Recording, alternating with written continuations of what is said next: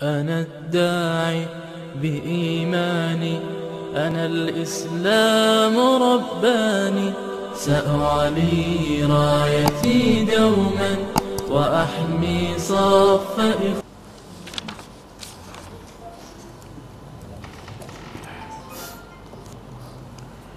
Assalamualaikum warahmatullahi wabarakatuh. Alhamdulillahi rabbil alamin. Wassalatu wassalamu ala asyrafil anbiya'i wal mursalin Nabiyyina Muhammadin wa ala alihi wa ashabihi ajma'in. Asyhadu an la ilaha illallah wahdahu la syarika lah wa asyhadu anna Muhammadan abduhu wa rasuluh. Asbahna ala fitratil Islam wa kalimatil ikhlas wa ala dini nabiyina Muhammadin sallallahu alaihi wasallam wa ala millati abina Ibrahim hanifa wa ma kana minal musyrikin radina billahi rabba wa bil islami dina wa bi Muhammadin nabiyya wa rasulah subhanallahi wa bihamdi adada khalqi wa ridha nafsih wa zinata arsyih wa midada kalimatih. Bapak, Ibu, dan saudara-saudara sekalian, alhamdulillah, mari kita semuanya bersyukur kepada Allah Subhanahu wa taala atas segala limpahan rahmat dan nikmatnya kepada kita semuanya. Alhamdulillah, kita bersama-sama bisa bertemu, berkumpul di tempat yang sangat mulia ini, di masjid, di rumah Allah. Berarti kita menjadi tamu Allah, dan ketika kita menjadi tamu Allah, maka berarti Allah memuliakan kita, memuliakan tamunya.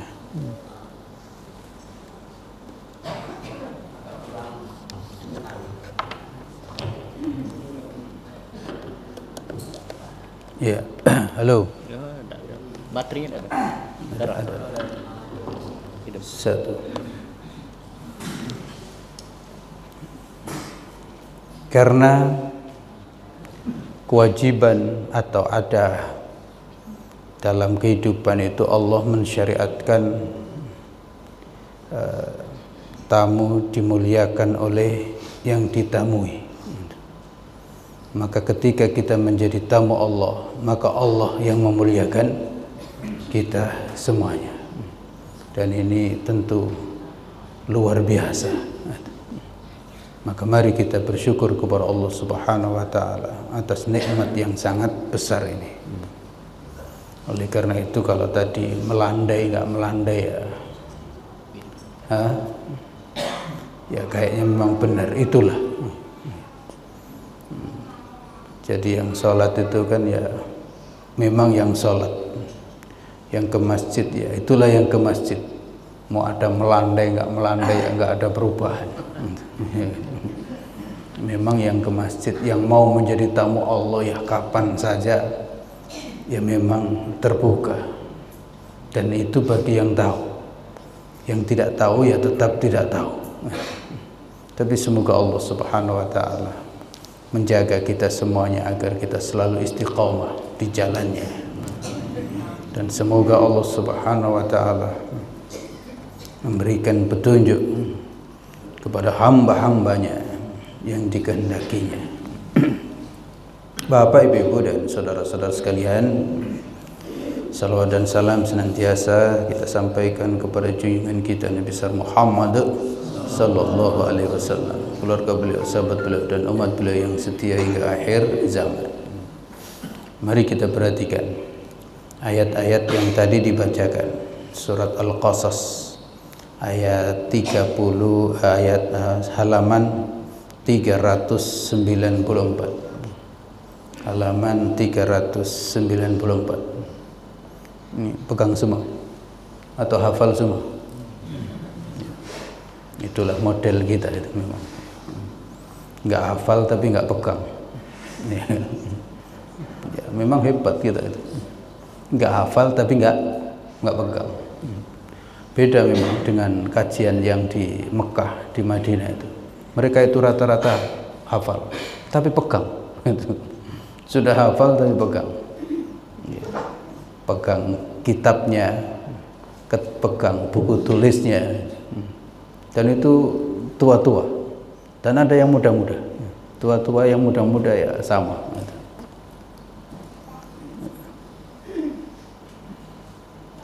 Mudah-mudahan Allah Subhanahu wa taala menggugah hati kita sehingga kita tahu apa yang menjadi kebutuhan dan kepentingan kita. Karena sebenarnya memang dalam hidup ini ya perlu alat. Orang kalau ke sawah itu bawa tangan kosong ya nggak dapat apa-apa. Ya ke sawah nggak bawa apa-apa, nggak bawa cangkul, nggak bawa sabit, mau apa di sawah? Ya,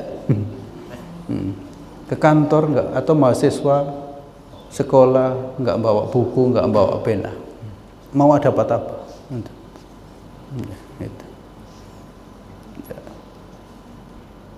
Dalam hidup ini perlu ada alat yang untuk digunakan sesuai dengan kita mau cari apa.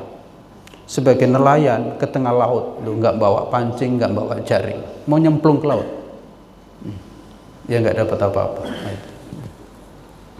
Bapak, Ibu, dan saudara-saudara sekalian, mari kita lihat.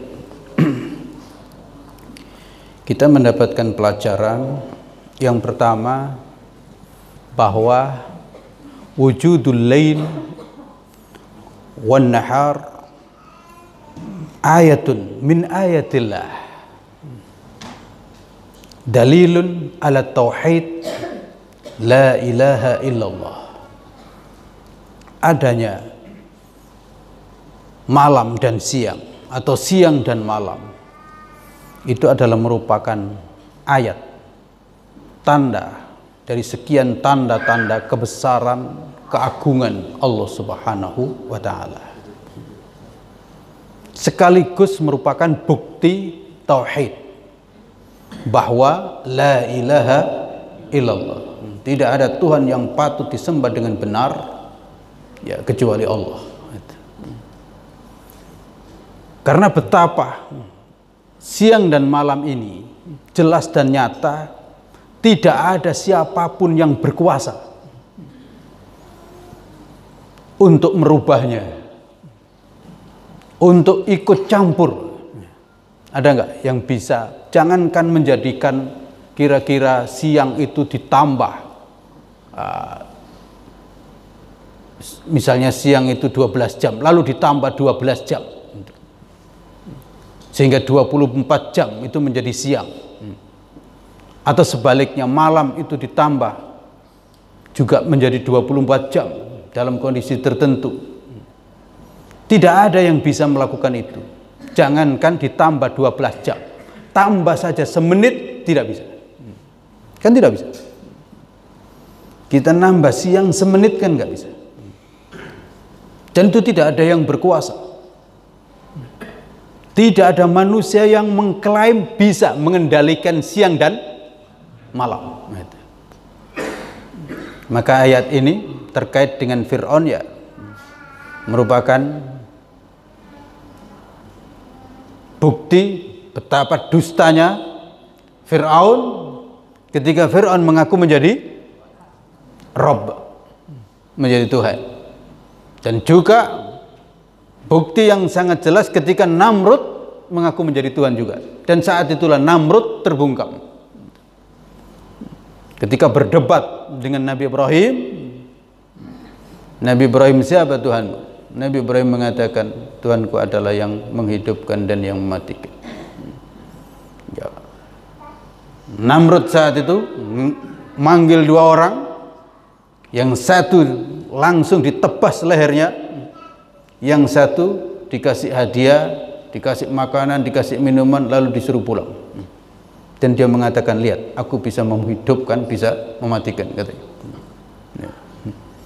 Itu kejahatan penguasa yang jahat. Tapi ya yang begitu biarlah. Maka Nabi Ibrahim kemudian melanjutkan, baik kalau begitu. Tuhanku itu yang menerbitkan matahari dari timur, dari masyrik, dan menenggelamkan di barat. Maka coba balik, rubah. Fabuhital ladzi kafar, maka terdiam Namrud itu. Tapi terdiamnya penguasa ya apa? Tangkap dia, gitu. Terdiamnya nggak bisa ngomong, tapi ya kemudian tangkap dia. Ini mirip seperti itu. Maka Allah katakan, qul ara'aitum in ja'alallahu 'alaikumul laila sarmadan ila yaumil qiyamah man ilahun ghairullah ya'tikum bidhiya. Wahai Muhammad, katakan kepada orang-orang musyrik, begitu. Katakan kepada orang-orang kafir itu. Bagaimana sekiranya Allah menjadikan bagi kalian malam itu terus menerus sarmadan. Saya agak langsung tek mendengar nama ini. Nama ini nama ayah saya. Sarmadan di dalam Al-Quran 2 kali disebut. Dan agak merinding karena saya belum pernah berjumpa dengan beliau. Semoga Allah Subhanahu wa taala memberikan rahmat. Dan kepada semua orang tua kita yang telah tiada, termasuk Ustadz Yudi pagi hari ini tidak hadir. Beliau pulang ke Kerinci. Neneknya meninggal. Ya, neneknya meninggal. Ustadz Yudi neneknya meninggal. Jadi beliau pulang ke Kerinci. Kita doakan semoga ya beliau mendapatkan ampunan dari Allah Subhanahu wa taala, mendapatkan rahmat yang luas di sisinya. Dan semoga semua keluarga yang ditinggalkan dalam kondisi bersabar dan tetap melanjutkan kebaikan-kebaikan yang sudah dilakukan oleh almarhumah. Bapak, Ibu, dan saudara-saudara sekalian, siapa yang bisa mendatangkan, kalau seandainya Allah membuat malam itu terus, siapa yang bisa mendatangkan ziya, cahaya, bukan cahaya, sinar. Karena kalau cahaya bisa banyak, ini kan cahaya. Ya, tapi kalau ziya itu sinar. Kalau malam dikasih cahaya bisa, lampu-lampu itu. Tapi yang memunculkan ziya, sinar, artinya matahari tiba-tiba kok ada, siapa yang bisa? Adakah? Begitu juga sebaliknya. Kalau siang dijadikan oleh Allah terus-menerus, siapa yang kemudian bisa mendatangkan kondisi yang gelap sehingga siang itu tidak ada? Tentu tidak akan ada yang bisa. Nah, kalau tidak ada yang bisa, maka kenapa kalian itu nyembah selain Allah? Bukankah kalau begitu tidak ada ilah kecuali Allah? Gitu. Bagaimana kalian itu bisa menyembah berhala-berhala? Bagaimana kalian itu bisa menyembah patung-patung? Bagaimana kalian itu bisa menyembah Fir'aun? Gitu.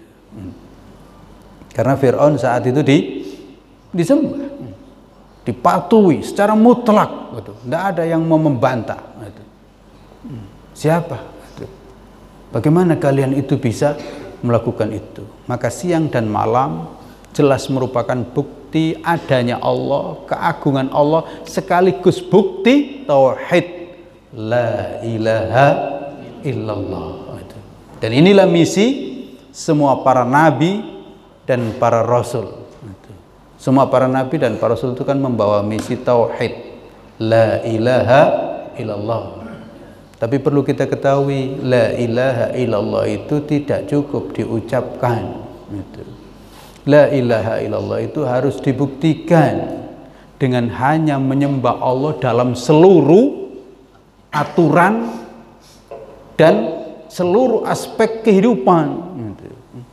Bukan hanya sholat saja, bukan hanya ke masjid saja, tapi ke pasar pun, ke kantor pun, hukum dan seterusnya.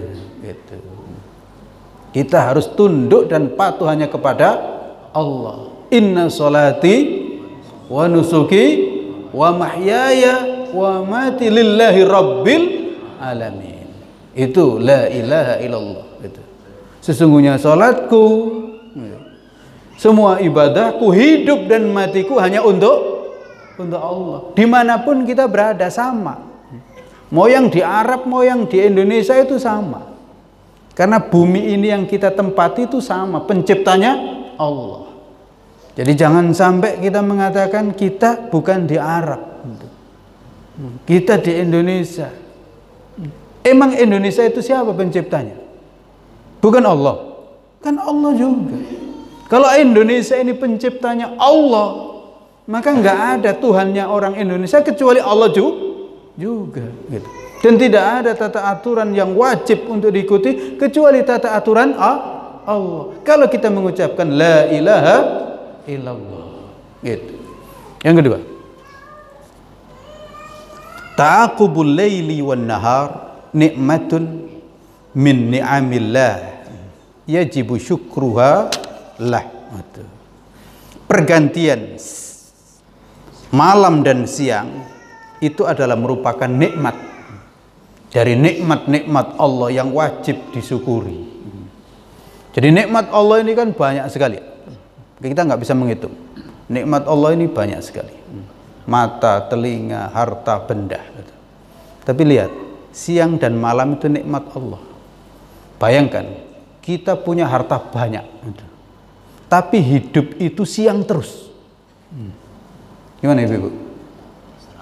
Punya uang banyak tapi siang terus. Berarti nggak tidur. Tahu nggak betapa nikmatnya tidur? Orang itu kalau nggak bisa tidur, mau punya uang banyak, mau punya apa saja, ya pasti nggak enak, ya kan? Tapi bayangkan, andai kan tidak ada siang, berarti tidur terus. Banyak makanan tapi kita tidur terus, gimana rasanya? Ya nggak ada gunanya. Subhanallah. Maka siang dan malam itu merupakan nikmat yang sangat besar. Dan itu ya murni dari Allah Subhanahu wa taala. Maka di sini disebutkan wa mir rahmatihi ja'ala lakumul laila wan nahar litaskunu fi wa litabtaghu min fadlihi wa la'allakum tashkurun. Dan merupakan rahmatnya, rahmat Allah. Allah menjadikan bagi kalian itu ada malam dan ada siang. Litaskunu fi, agar kamu bisa hidup tenang, beristirahat di waktu malam. Walitabtaghu min fadlihi, dan agar kamu bisa mencari karunia Allah. Di waktu siang kita cari karunia Allah.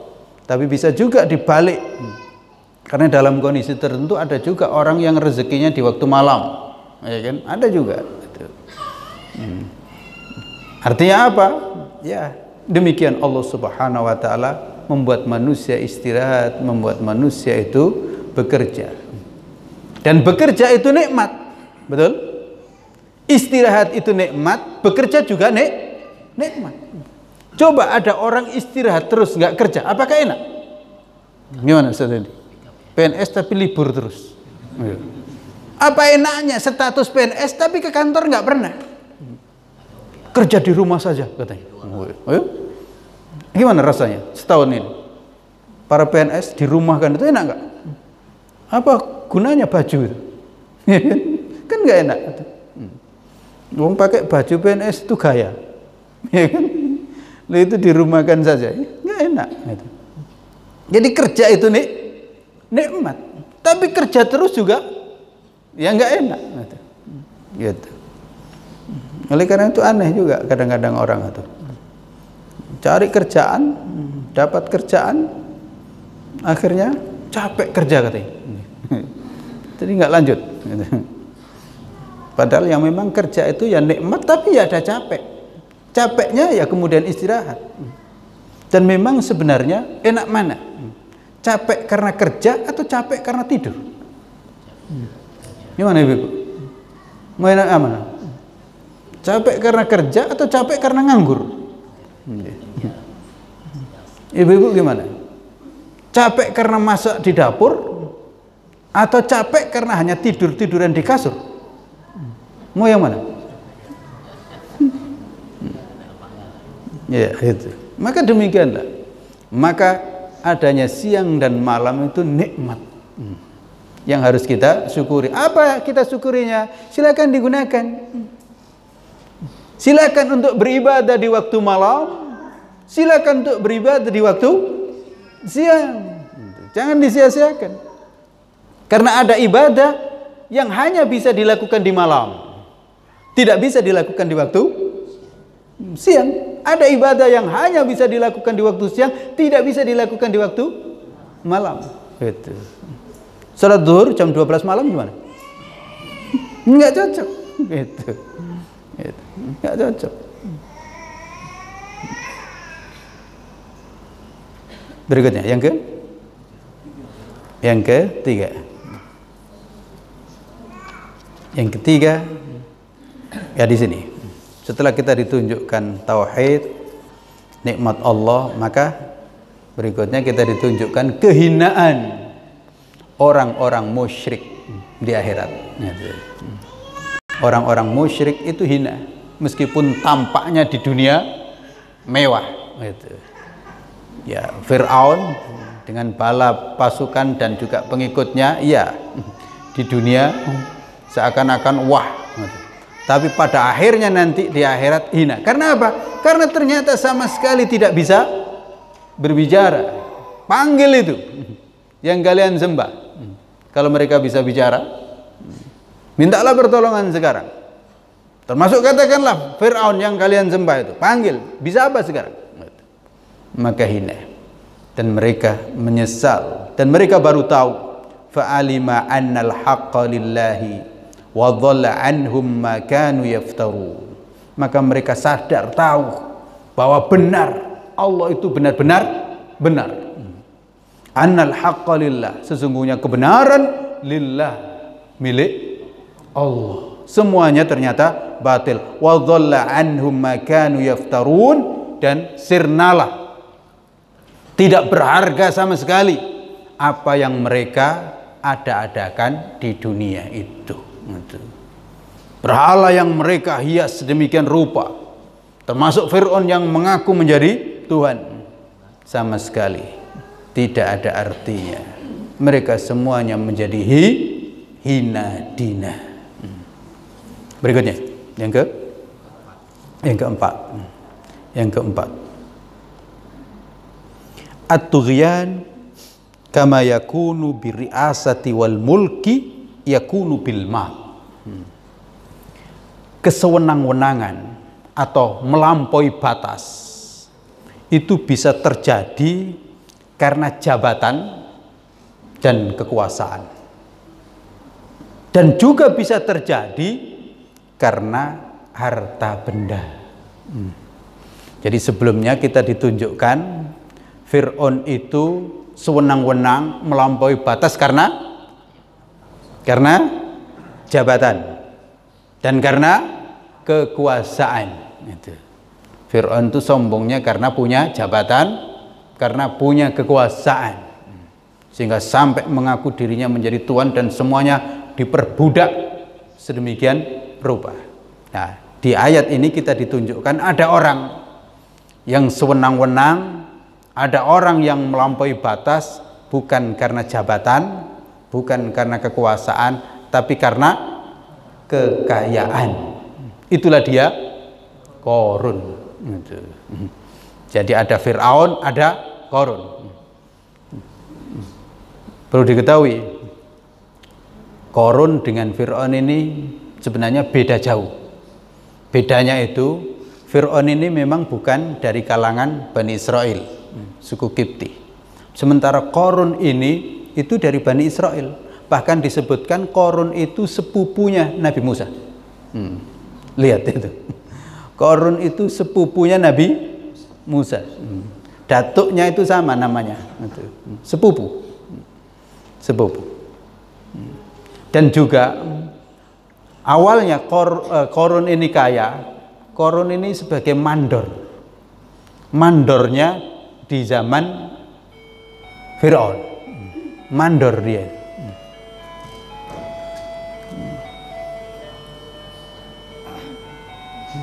Gimana ini? Kita dengar sampai selesai. Peringatan sudah selesai dengan ini jam 6. Ya. Jadi Korun itu disebutkan mandor. Ya, sudah tertangkap kan kira-kira.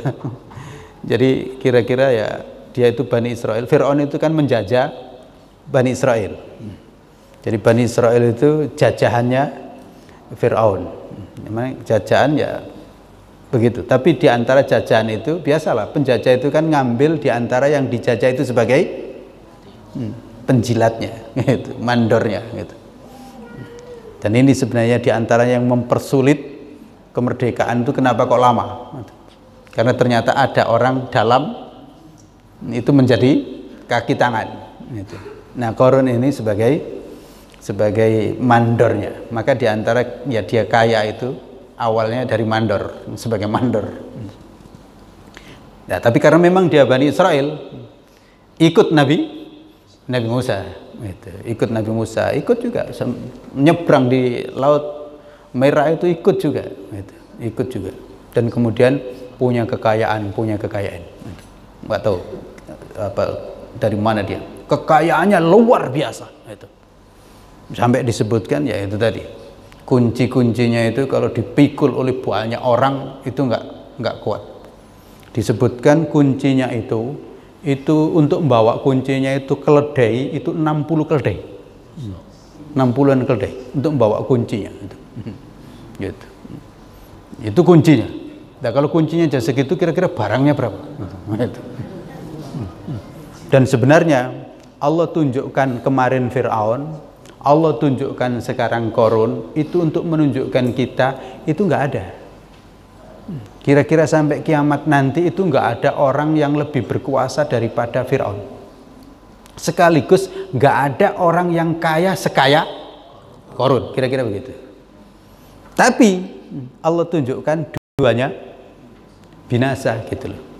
Untuk apa? Untuk menunjukkan kalian itu dikit, baru kuasa itu dikit. Jangan terlalu sombong. Berkuasa juga paling hanya dikit gitu loh. Iya, 2 periode. Gitu. Nggak usah sombong-sombong nian itu. Gitu.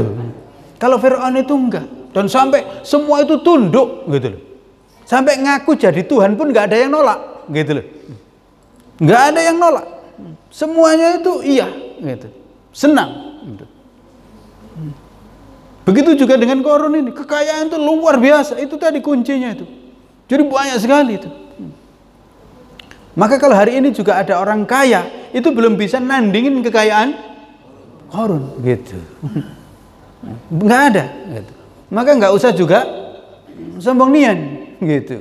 Sebenarnya begitu. Karena buktinya ya dua-duanya Allah binasakan. Nanti ceritanya belakangan. Gitu.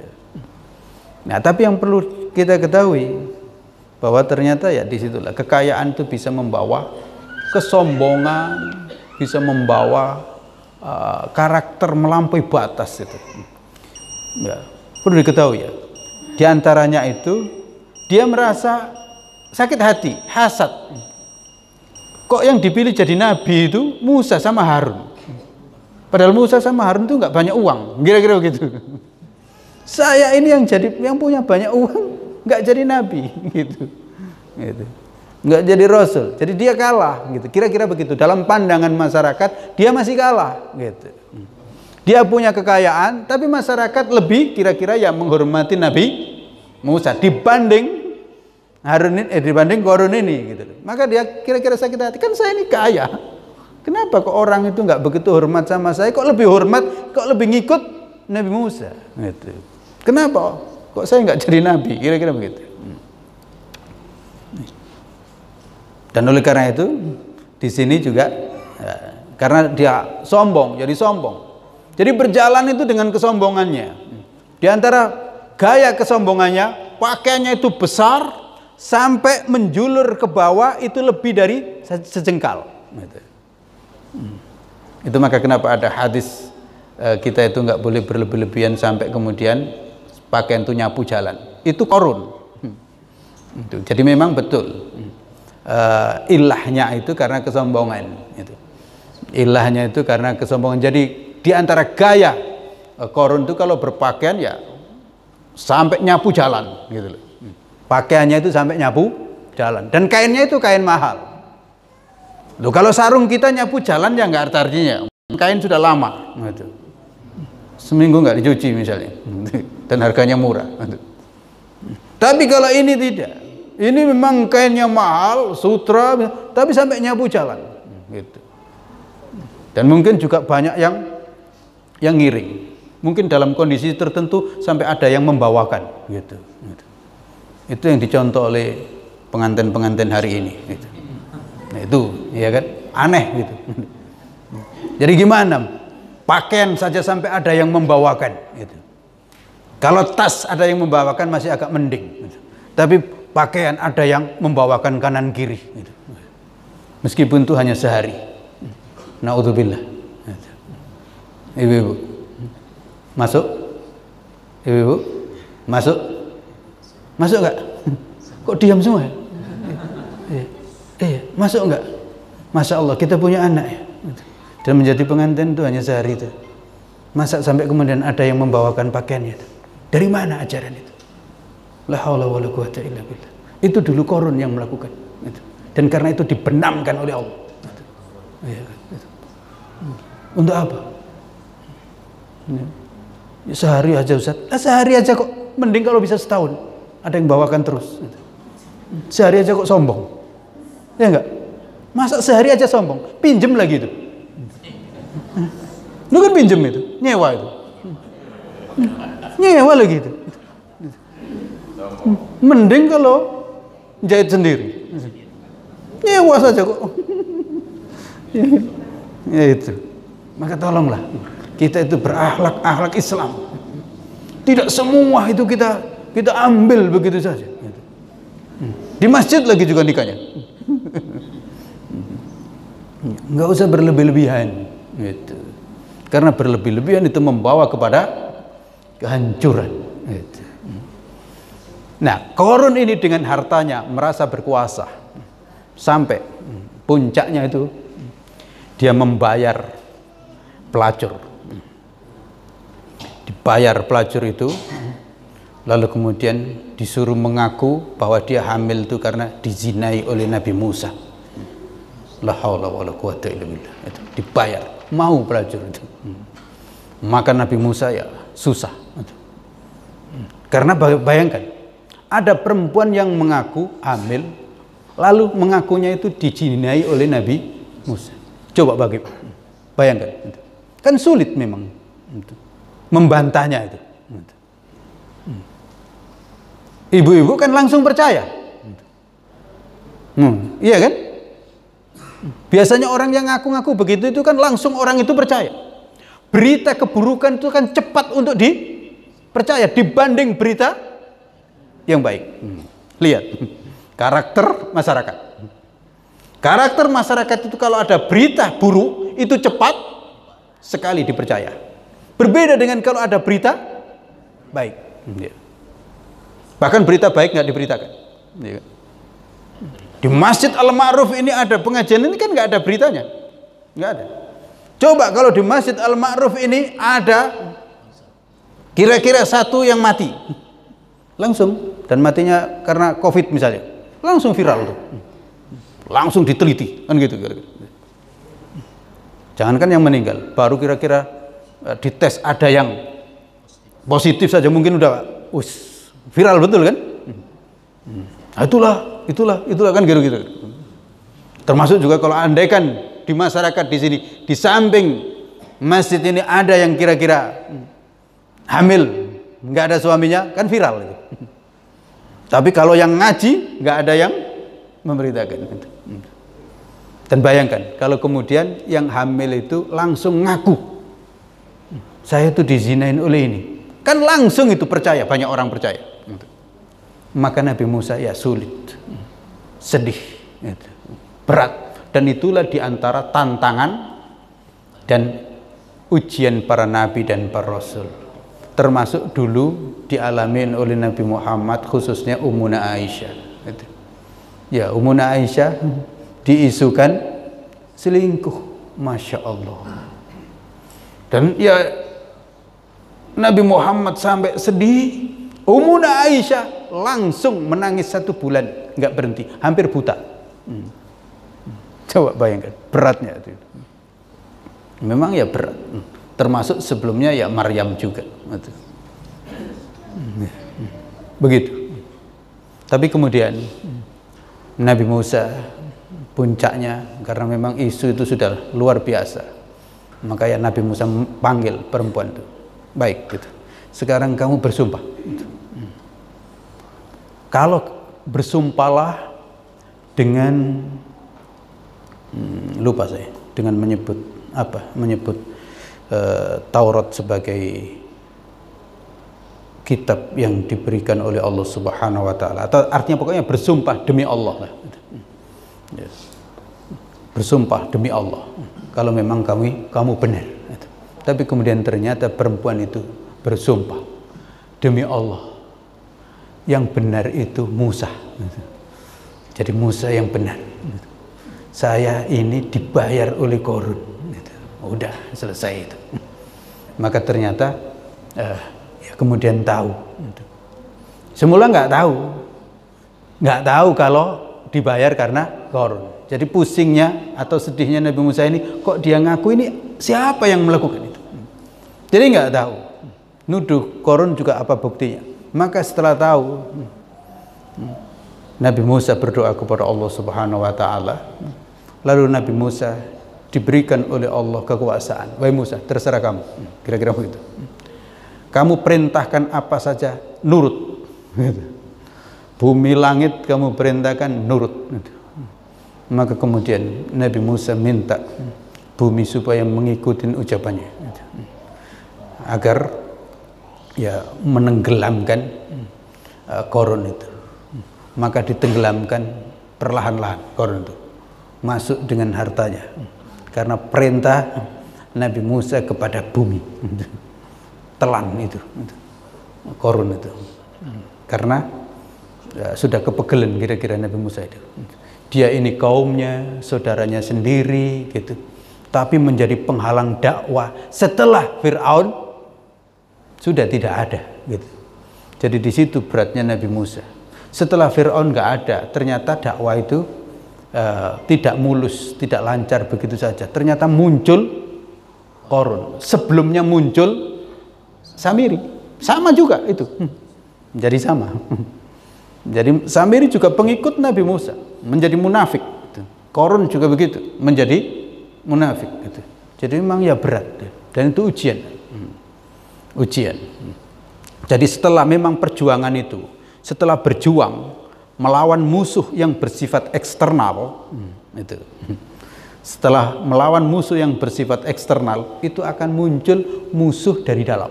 Itu, orang munafik. Itu memang sejarahnya ya begitu. Itu. Nabi Muhammad menghadapi itu.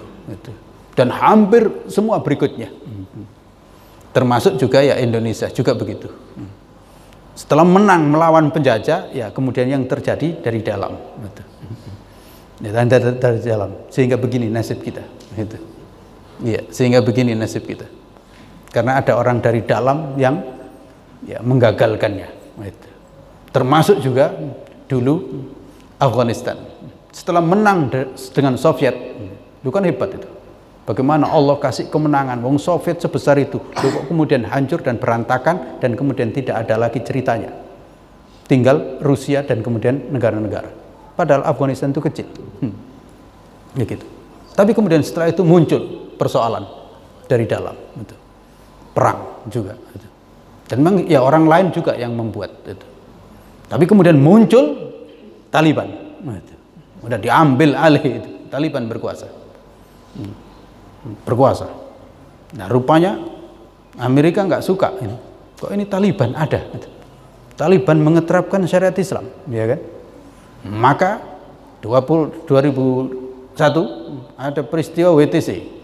Itu dijadikan sebagai alasan gempur Taliban. Dan alhamdulillah 20 tahun Taliban digempur, ya memang hancur berantakan. Tapi ternyata tidak hancur. Akhirnya siapa yang kalah? Bapak, Ibu, siapa yang kalah? Ya, lihat. Jadi ada berita-berita itu yang penting untuk diikuti. Gitu. Ternyata Amerika kalah. Ya, nangis dia kalah itu. Hampir bangkrut itu. Maka dia cepat balik. Dan baliknya lihat tuh, tergopoh-gopohnya kayak begitu tuh. Gitu. Jadi ternyata Amerika, dan itu dibantu 30 negara. NATO, 30 negara. Jadi ternyata Taliban yang kecil itu menang. Melawan Amerika yang sedemikian sangat besar. Dan itulah janji Allah. Kam min fi'atin khalilatin khalabat fi'atan katsiratan bi'iznillah. Betapa banyak golongan yang kecil itu bisa mengalahkan golongan yang besar dengan izin Allah. Fir'aun kalah dengan Nabi Musa yang sedikit, ya kan? Talut juga begitu. Bisa mengalahkan si Jalut yang raksasa, ya kan? Seperti itu. Itu janji Allah. Perang Badar juga begitu. Nabi Muhammad dan para sahabat sedikit. Abu Jahal yang membawa pasukan sangat besar harus menderita kekalahan sampai mati Abu Jahal. Dan hari ini kita ditunjukkan negara yang sedemikian sangat besar harus hengkang dan kalah hanya karena dengan Taliban yang kecil itu. Ya begitu. Tapi kemudian bagaimana nanti? Nah ini persoalan biasanya itu. Karena ada saja persoalan seperti yang dihadapin oleh Nabi Musa. Fir'aun kalah, lalu muncul Samiri. Samiri dibuang. Ya, Samiri dibuang oleh Nabi Musa itu. Patungnya dibakar, dibuang ke laut. Gitu. Itu. Ternyata muncul si Korun. Sampai membuat sulit. Fitnahnya bukan fitnah fisik, tapi fitnah karakter. Dan itu bisa lama. Karena bayangkan, kita membayangkan Ummuna Aisyah itu 1 bulan menderita terkena fitnah kehormatan itu. Dan itu menyulitkan. Para sahabat semuanya itu nggak ada yang bisa bicara. Karena melihat Nabi Muhammad sedih. Ummuna Aisyah nangis. Bisa. Dan isunya Ummuna Aisyah itu berzina. Coba bayangkan. Memang berat.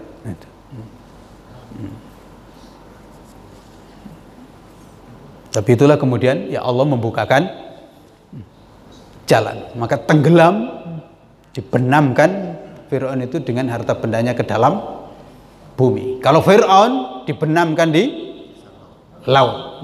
Kalau Korun dibenamkan masuk ke dalam bumi. Itu. Berikutnya. Yang kelima. Enggak ngikutin. Mana ada yang ngikutin? Ustaz Nafrizal ngikutin 5, ya kan? Saya ngajak kita ngaji itu ya ngaji. Kita ngaji bukan asal kita ingat, tapi ini ada Al-Qur'annya, ada pelajaran-pelajarannya. Saya membayangkan kalau ini diikuti ya insya Allah dahsyat. Dan ceritanya Taliban dahsyat itu begitu. Jadi ngajinya itu nggak kayak kita ngaji. Ngajinya itu memang ya anak-anak, pemuda, sampai kemudian ya pemudi. Itu memang ya Quran. Ngajinya itu Quran dan bawa Quran. Gitu. Ada yang di masjid-masjid, ada yang di goa-goa itu. Begitu. Jadi ngajinya itu ya memang sungguh-sungguh. Kita itu di Indonesia itu kan ngajinya itu tablek musibah itu. Tablek musibah itu kan tiap malam di negeri kita di Indonesia itu. Tapi silakan untuk dilihat. Nggak mendapatkan sesuatu. Hanya dapat ketawa-ketawa.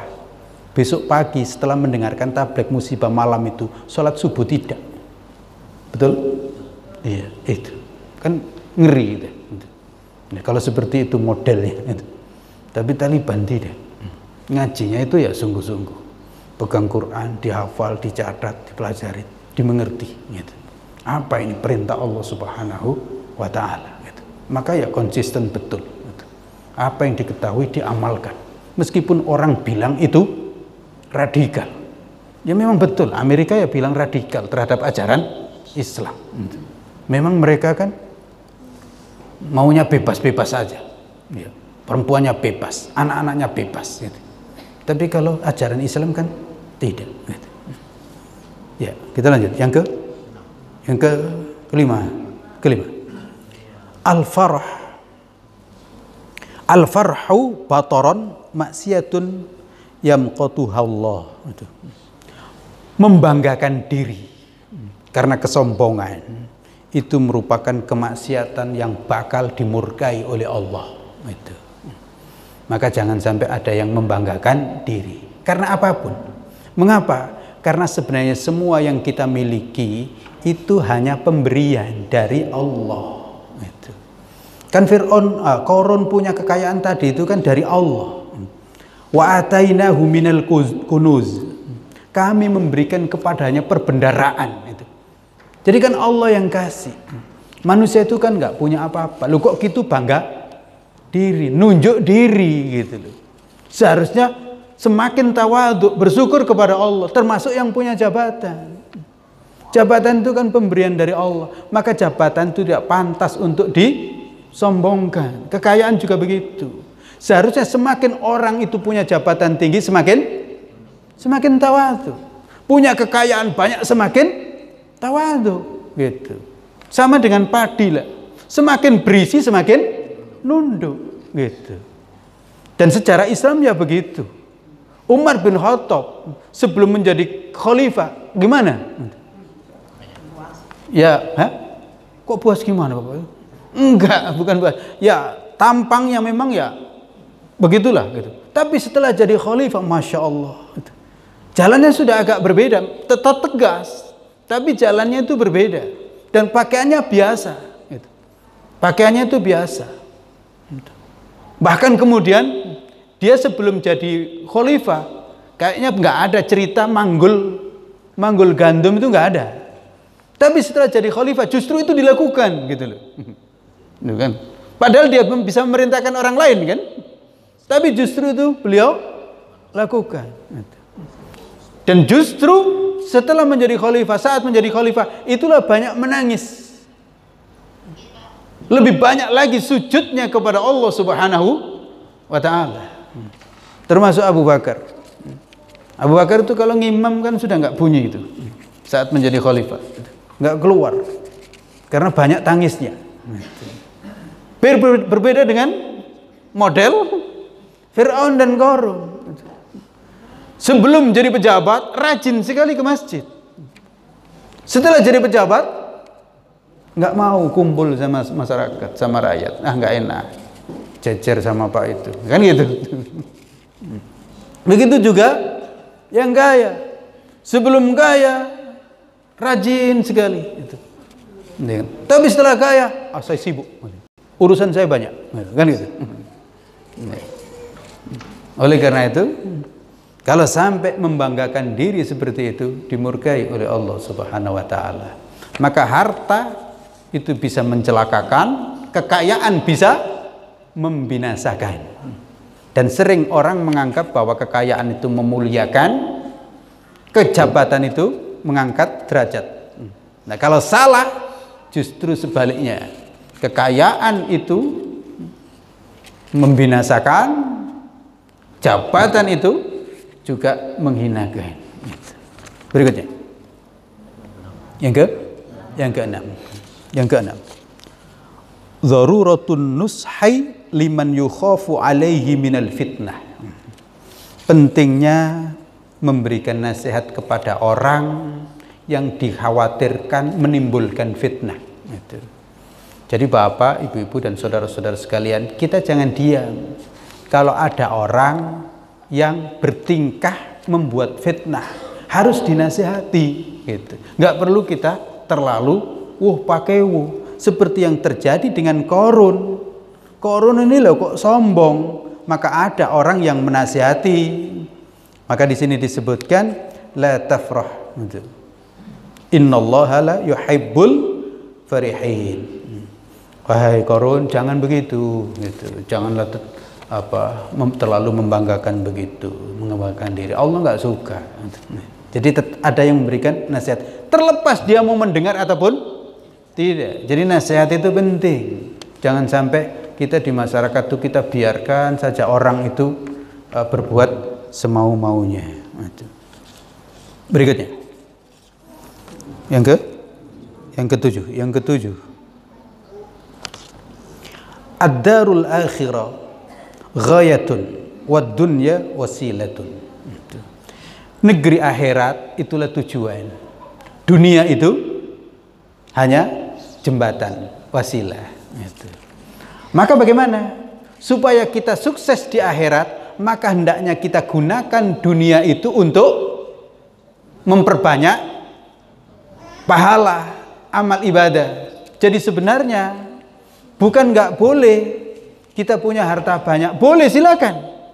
Tapi gunakan harta itu untuk semakin menjadikan kita rajin beribadah. Jadi gunakan harta itu supaya nilainya itu berpahala gitu. Sebagai perbendaharaan akhirat. Begitu. Maka silakan, jabatan juga bagus, silakan. Ambil jabatan tapi gunakan untuk takarrub ilallah, mendekatkan diri kepada Allah. Jangan sampai punya harta, punya jabatan semakin menjauhkan dari Allah gitu. Lalu kemudian kita diingatkan wala tansa nasibaka minad dunya. Tapi enggak apa-apa. Jangan pula kamu enggak ngambil sama sekali gitu. Misalnya kita punya uang 1 juta.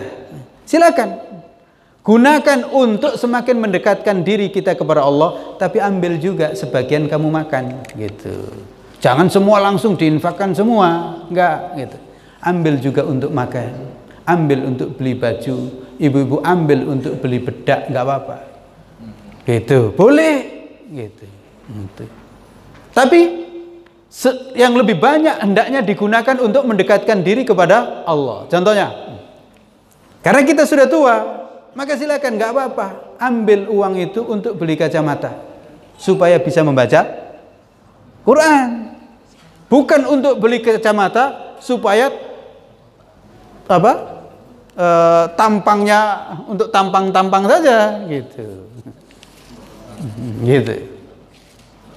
Karena kita sudah tua misalnya, supaya kita lebih gampang, ya nggak apa, silakan beli apa, mobil atau apa gitu. Ya begitu. Jadi maknanya di situ. Walatan sanasibaka minad dunya. Ambil, tapi kamu jangan nggak ngambil sama sekali, ambil karena kamu butuh makan, gitu. Butuh minum.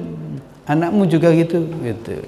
Tapi intinya seharusnya dunia itu untuk modal akhirat. Jadi dunia itu untuk modal akhirat, bukan untuk modal dunia. Dunia bukan untuk modal dunia.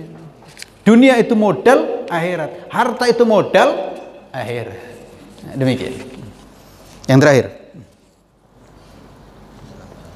bughdullahi lil mufsidina fil ard. Kemurkaan Allah terhadap orang yang membuat kerusakan di muka bumi. Maka di sini disebutkan wala tabghil fasada fil ard. Janganlah kamu membuat kerusakan di muka bumi. Innallaha la yuhibbul mufsidin. Sesungguhnya Allah tidak menyukai orang-orang yang membuat kerusakan di muka bumi. Perlu diketahui, ternyata yang membuat kerusakan di muka bumi itu kebanyakan 2. Siapa? Hah? Siapa? Orang kaya dan pejabat. Orang kaya dan pejabat. Sejarahnya begitu, dan kayaknya nanti juga begitu. Tapi sekali lagi, tolong yang kaya jangan tersinggung, yang pejabat jangan tersinggung. Tidak semua gitu. Nanti yang memperbaikin juga begitu sama. Yang memperbaikin ya orang kaya dan pejabat. Gitu. Ya model-model kita ini penggembira. Kayaknya ikut-ikutan aja. Tapi ya jangan. Gitu. Begitu. Yang membuat kerusakan di muka bumi siapa? Ya Fir'aun, Namrud. Gitu. Lalu kemudian yang kaya siapa? Ya ini tadi, Qarun. Sebelumnya Haman, yang pintar. Ya, tambah lagi 3. Ya, yang membuat kerusakan itu pejabat, Orang pintar dan yang kaya. Kalau yang petani-petani, pegawai-pegawai negeri yang berapa itu? Golongan golongan 3 itu ya manut-manut aja. Ya kan? Eselon 3 itu ya itu begitu. Tapi yang buat kerusakan kan yang itu. Dan itu secaranya begitu. Secaranya begitu. Hari ini juga begitu. Yang membuat kerusakan kehidupan ini ya itu. Orang kaya dan pejabat. Yang banyak mendatangkan penyakit siapa? Ya orang kaya. Ya, penyakit dibuat, obat dibuat supaya laku. Ya kan begitu. Termasuk juga pejabat juga begitu. Dibuatlah ini, dibuat ini, dan itu nggak peduli. Ini ngerusak atau tidak. Maka kehidupan ya rusak. Maka Allah katakan, jangan sampai membuat kerusakan karena Allah itu tidak suka terhadap orang-orang yang membuat kerusakan. Ya meskipun ini sasarannya kepada orang kaya, orang pintar, pejabat, tapi kita juga hendaknya berhati-hati. Jangan buang sampah sembarangan, itu. Jangan makan minum sembarangan, jangan asal cabut, ya kan? Kita harus hidup di dunia ini nyumbang kebaikan, nyumbang pembangunan, bukan nyumbang kerusakan. Demikian. Silakan kalau ada yang bertanya. Ya. Ya, monggo. Waalaikumsalam warahmatullahi wabarakatuh. Menggaris bawahi dari yang Bapak sampaikan tadi, dunia bekal akhirat. Nah, kami ini khususnya yang usia tengah hari sampai sore ini, Pak, saya pikir perlu bekal itu, Pak. Perbendaharaan agama kami ini ya mungkin masih banyak kurangnya, Pak. Bagaimana kiat-kiat kami untuk belajar memperbanyak bekal khususnya pelajaran agama, Pak. Kiat-kiat belajar untuk mempelajari agama Islam. Terima kasih. Assalamualaikum warahmatullahi wabarakatuh. Waalaikumsalam warahmatullahi wabarakatuh. Iya. Sebenarnya ya sama saja, yang tua, yang muda gitu. Karena yang penting kita masih ada waktu. Dan kita nggak tahu waktu yang kita miliki ini, baik yang tua maupun yang muda. Jangan mengira yang tua waktu yang tersisa lebih pendek daripada yang muda. Karena belum tentu. Ya kan? Belum tentu. Yang muda jangan merasa waktunya masih lebih panjang daripada yang tua. Saya punya kakak 1, 2 sudah meninggal. 2 kakak saya sudah meninggal. Memang dulu bapak saya duluan. Tapi ibu masih ada. Jadi apa ternyata?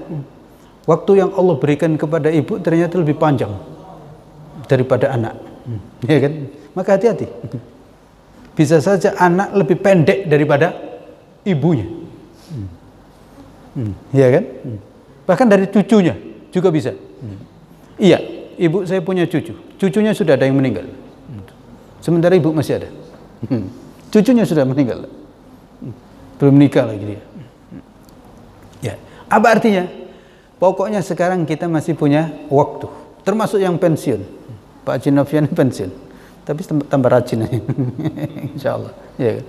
Jadi jangan mengira yang pensiun berarti sudah selesai. Tidak, kita masih punya waktu dan kita tidak tahu apakah waktu saya masih lebih lama daripada waktu Pak Haji Novian. Belum tentu. Dan juga terbukti Ustadz Fuad, ya kan? Beliau ternyata duluan. Bapak membayangkan kayaknya Ustadz Fuad masih lama nanti kan, usianya masih muda. Tapi ternyata duluan, ya kan? Maka apa artinya? Kita punya waktu, kita tidak tahu. Maka bayangkan, ya kita sama saja. Ya. Berarti apa? Ya kita harus mencari bekal. Bekalnya kita sudah tadi ditunjukkan. Kalau ada jabatan, ada harta, segera digunakan semuanya untuk pikiran kita itu harus untuk Islam gitu loh. Bagaimana supaya Islam itu maju, Islam itu jaya. Pikiran kita hanya untuk ibadah. Ya. Bagaimana kita bisa lebih banyak beribadah? Kalau sedang kaya, bagaimana kita beribadah dengan kekayaan? Gitu. Kan gitu. Kalau sedang menjadi pejabat, bagaimana saya beribadah ini dengan jabatan saya? Gitu. supaya banyak terbantu dan seterusnya, kan gitu. Dan tanpa meninggalkan sholat, justru semakin rajin. Karena bayangkan, andaikan para PNS kita itu semua rajin ke masjid, apa yang terjadi? Lu kan dahsyat itu. Pasti orang juga ngikutin. Apalagi kalau kemudian PNS itu pakai baju PNS-nya semua dan itu rajin ke masjid. Pejabat-pejabat kita kan dahsyat itu. Nah, seharusnya begitu. Tapi sayang, malah terbalik. Nah, maka silakan untuk digunakan. Nah, terkait dengan pelajaran agama tadi, saat saya ini sudah tua, bagaimana kalau begitu giat untuk mempelajari agama? Gitu kan? Giatnya gampang. Bapak, Ibu, saya tunjukkan. Saya tunjukkan, dan ini sudah pernah saya sampaikan sebelumnya. Berdasarkan hadis Nabi, belajar 2 ayat setiap hari. Belajar 2 ayat setiap hari, apalagi kalau ke masjid, itu lebih baik daripada mendapatkan 2 onta merah. Ya. Itu kalau 2 ayat sehari. Masa kita nggak bisa mempelajari 2 ayat sehari? Apalagi yang sudah tua, yang sudah pensiun. Coba ibu-ibu, bisa nggak mempelajarin setiap hari 2 ayat Al-Quran? Saya ingatkan, rata-rata kita ngejar hatam. Betul? Ngejar hatam, tapi tidak ngejar belajar. Pelajarin 2 ayat setiap hari. Nanti kalau ingin nambah silakan, tapi buatlah 2 hari dulu. Kalau mau ikut cara saya,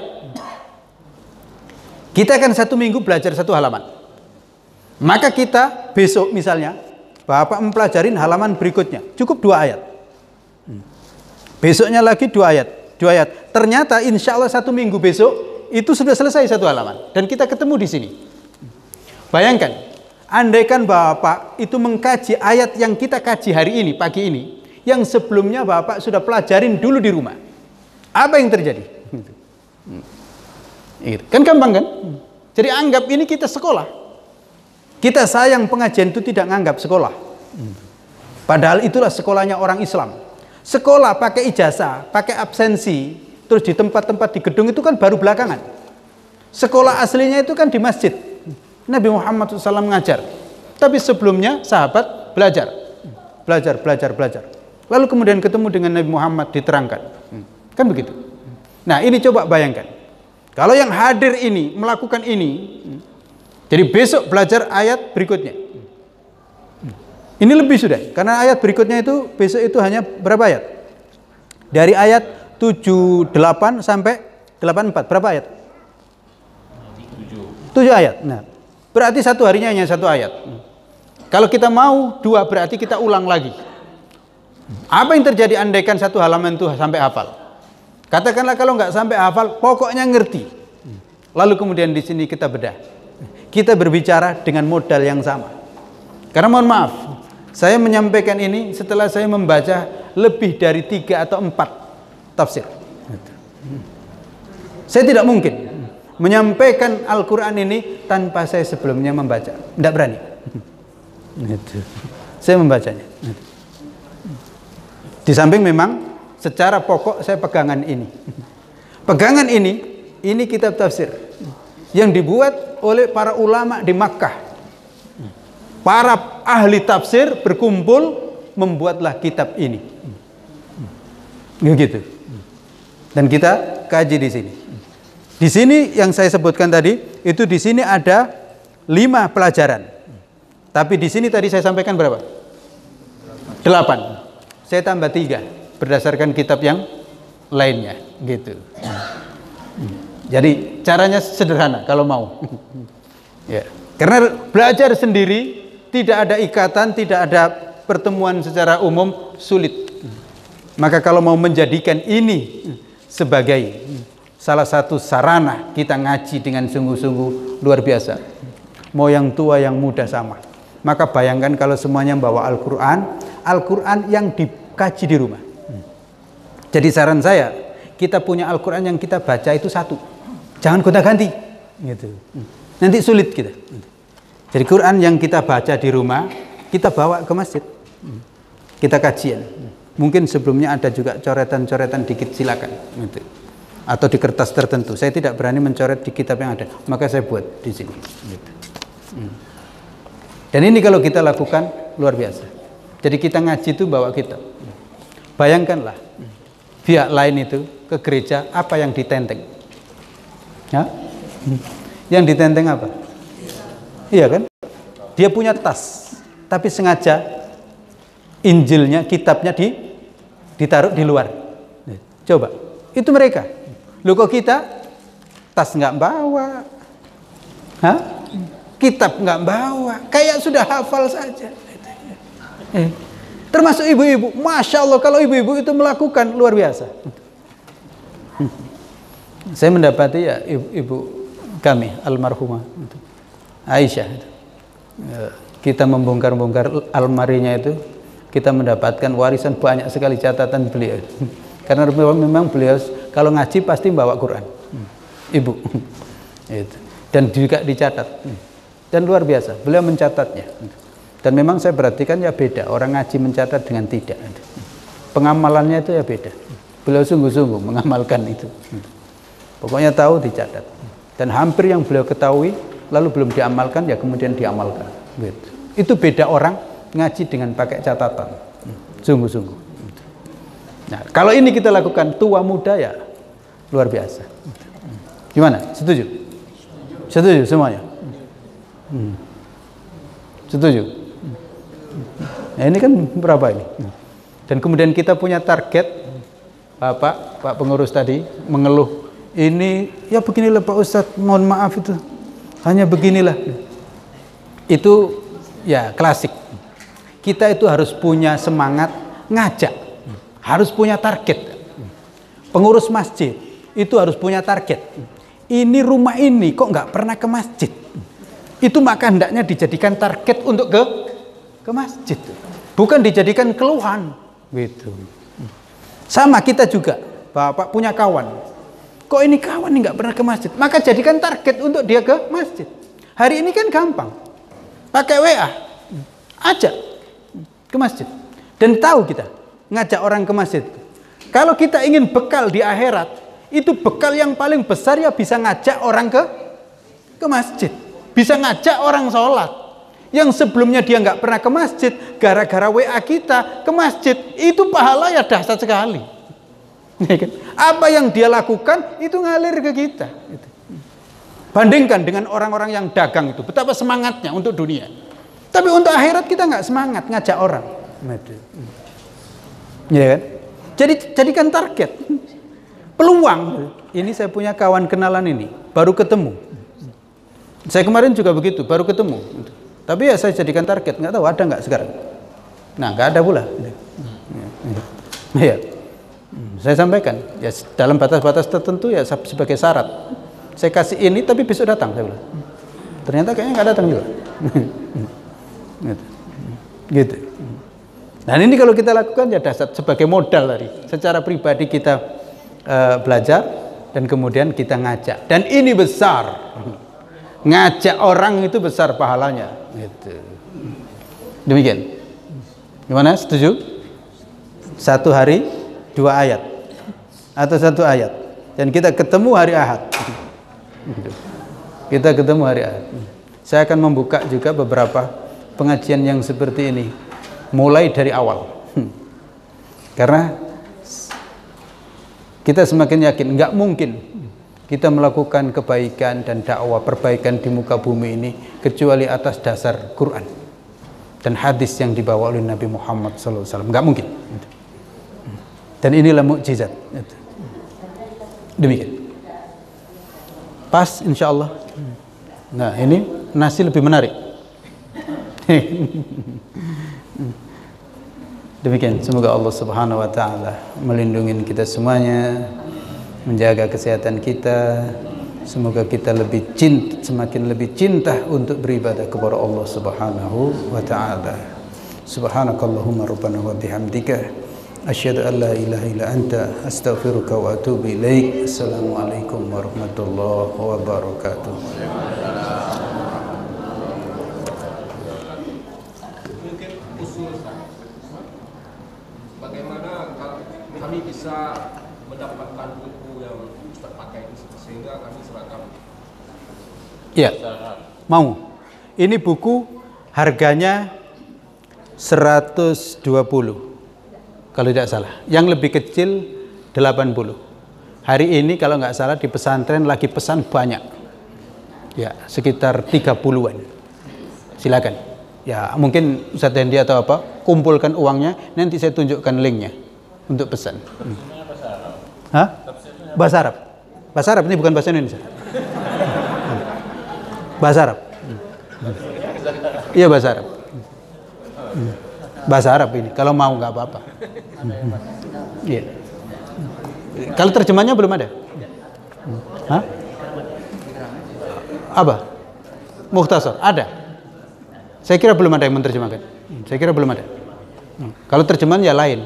Terjemahan ya kalau ada yang pegang ini nggak apa-apa, boleh belajar juga boleh. Kalau mau, Ustaz Khairul kalau mau boleh juga besar. Tapi mungkin nggak harus semuanya. Yang lain pakai yang di sampingnya di sini terjemahan Indonesia. Ini terjemahan, tapi ini terjemahan bahasa Arab. Itu. Dan memang enak. Kalau saya yang baca enak. Gitu. Dibaca ayatnya itu kita kurang paham, membaca ininya itu paham. Enak sekali gitu. Terus ditambah lagi dengan kesimpulannya gitu. Dan memang para ulama berkumpul untuk itu. Karena nggak semua orang Arab juga baca Quran itu langsung paham, nggak juga. Meskipun bahasa Arab, maka para ulama membuat tafsir ringkas yang orang Arab itu kalau membaca penjelasan di sini paham gitu loh. Gitu. Termasuk kita yang ya belajar bahasa Arab jadi paham gitu. Nah, kalau mau yang mau ini silakan. Ustadz Erwin kayaknya punya juga pernah. Mana dia? Biasanya saya pinjam dia. Saya kemarin itu belinya ini di Mekah. Beli 2 kalau nggak salah. Saya hadiahkan 1 ke Ustadz di Masjid Raya. Kemudian nggak ada lagi, maka kemudian baru datang kemarin. Dan ini saya lihat lebih bagus. Ada 3 versi. 1 agak kecil, ini sedang, ini ada lagi yang lebih besar. Tapi sama. Hanya persoalan ini untuk usia mahasiswa, ini untuk usia yang agak manula dikit, udah yang tinggi dikit gitu. Jadi gitu. Kalau ada yang kira-kira ya kompromi sama Ustadz Endi, dikumpulkan uangnya nanti kemudian saya tunjukkan linknya. Gitu. Demikian. Pas insya Allah. Ya. Nah.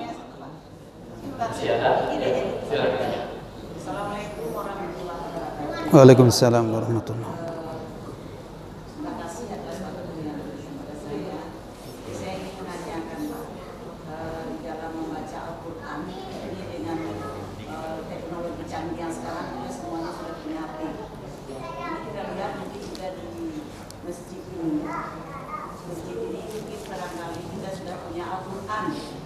Tapi masih banyak yang membuka HP membaca Al-Quran. Menurut saya mana yang lebih baik, Al-Quran yang kita baca atau lewat HP, Pak? Gitu.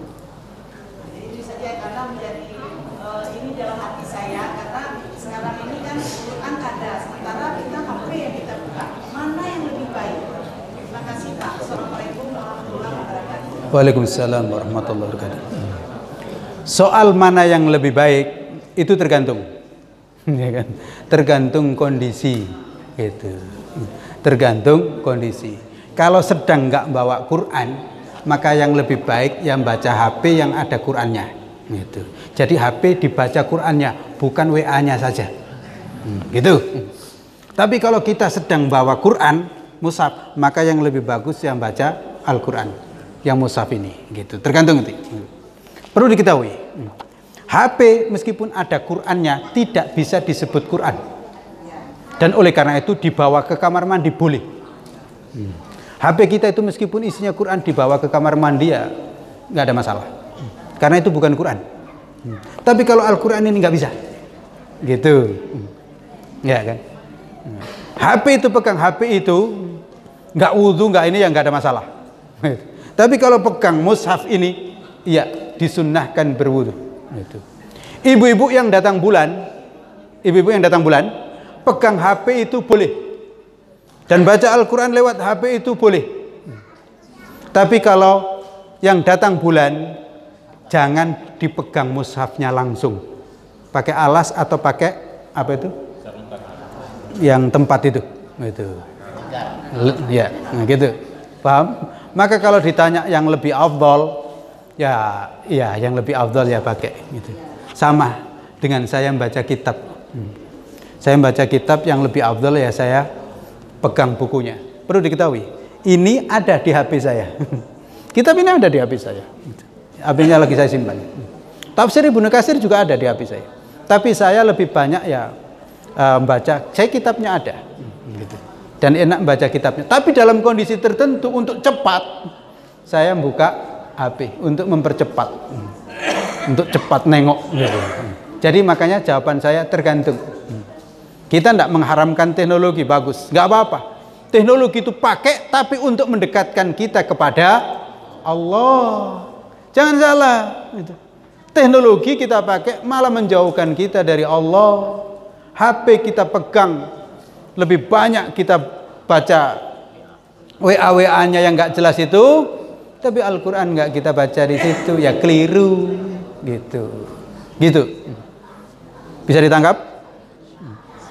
Gimana Ibu? Bu yang tanya tadi? Sudah.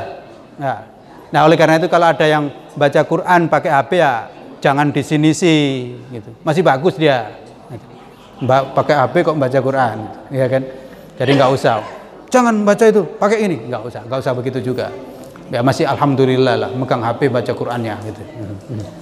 Tapi apakah baca Qurannya lebih lama daripada WA-nya, itu persoalan lain. Baca Qurannya semenit, ternyata baca WA-nya 2 jam. Gimana Pak, sudah ditutup tadi? Udah, Ustaz. Bagaimana Bapak Ibu? Udah, cukup. Ini di Jabri ya. Baiklah, sebelum kita tutup ada beberapa kesimpulan dari yang ayat yang kita baca. Yang pertama, adanya malam dan siang itu adalah termasuk tanda-tanda kekuasaan Allah dan sebagai bukti tauhid keesaan Allah, tidak ada Tuhan selain Allah. Kedua, pengertian malam dan siang itu termasuk nikmat dari nikmat-nikmat Allah. Yang ketiga, orang-orang musyrik itu hina di akhirat nanti, meskipun selama di dunia ia nampak bergelimang harta. Yang keempat, kesewenang-wenangan dan melampaui batas itu bisa terjadi dikarenakan jabatan dan kekuasaan dan juga dikarenakan oleh harta. Yang kelima, membanggakan diri karena kesombongan itu merupakan kemaksiatan yang akan dimurkai oleh Allah. Yang keenam, pentingnya memberikan nasihat kepada orang yang dikhawatirkan mendapatkan fitnah atau sedang bermaksiat. Yang ketujuh, negeri akhirat itulah tujuan, sedangkan dunia itu hanyalah jembatan atau wasilah. Yang kedelapan, kemurkaan Allah kepada orang-orang yang membuat kerusakan di muka bumi, dan berhati-hati menjadi orang kaya dan pejabat karena merupakan yang paling besar menyumbang kerusakan dan juga sebenarnya merupakan yang paling banyak untuk membuat perbaikan. Demikianlah Bapak Ibu kesimpulan isi kita pada pagi hari ini. Kami umumkan untuk lokasi dari SD Ahad Depan, insya Allah berlokasi di Masjid Al-Amin, Jalan Serayu RT 9 Nepui, di dekat asrama Tahfizul Quran binaan Ustadz almarhum Ustadz Fuad. Sekali lagi, lokasi GSP Ahad Depan di Masjid Al-Amin, Jalan Serayu RT 9 Nepui. Jadi masuk gang ke SMA 1 Kampar dari Nepui, ada gang SMA 1, masuk, nanti ada belok kiri pertama, ikuti aja jalan, nanti akan ketemu Masjid Al-Amin setelah asrama pesantren Tahfiz Quran. Demikianlah Bapak Ibu pengumuman pada hari ini. Maka dengan selesainya tausiah dan tanya jawab tadi, maka berakhirlah agenda gerakan subuh berjamaah kita pada pagi hari ini. Mari kita tutup dengan mengucapkan lafaz Alhamdulillahirabbil alamin. Setelah ini kita sholat duha sendiri-sendiri. Assalamualaikum warahmatullahi wabarakatuh.